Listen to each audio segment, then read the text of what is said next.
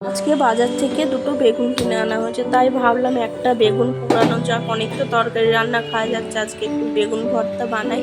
তো বেগুনটা এখানে আমি কেটে তেল মাখিয়ে এই যে পুড়ে নিলাম। বেগুনের গায়ে তেল মাখিয়ে নিলে খোসাটা ভালোভাবে ছেড়ে যায়, পুড়েও খুব সুন্দরভাবে।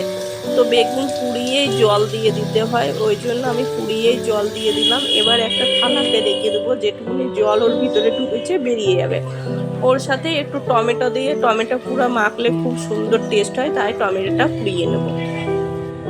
বেগুনটাকে আমি খুব ভালো করে ছাড়িয়ে নিয়েছি, পরিষ্কার করে নিয়েছি। এবার টমেটোটাকে ইয়ে করে দেবো, একটু চাকু দিয়ে কেটে দেবো, তাহলে ভালো হবে। এইটাকে এই যে এরকম চাকু দিয়ে একটু কেটে কেটে নেবো, তাহলে যে দড়ি দড়িটা থাকে ওই ভাতটা বেশ থাকে না বেগুনে।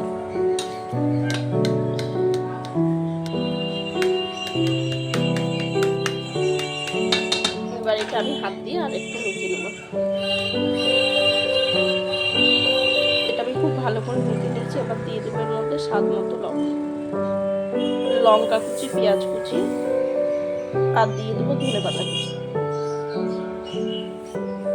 দিয়ে দেবো সর্ষের তেল, আর দিয়ে দেবো একটু লেবুর রস।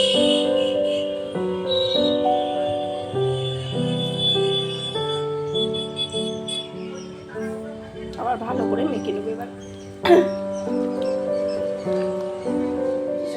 আমার বেগুনের ভর্তা পুরো রেডি। এই ভিডিওটা যদি ভালো লাগে অবশ্যই একটা লাইক করবেন, আর ফেসবুক থেকে দেখলে পেজটা ফলো করে দেবেন, ইউটিউব থেকে দেখলে চ্যানেলটা সাবস্ক্রাইব করে দেবেন। আবার দেখা হচ্ছে পরের কোনো একটা নতুন রেসিপিতে। ততক্ষণ ভালো থাকবেন।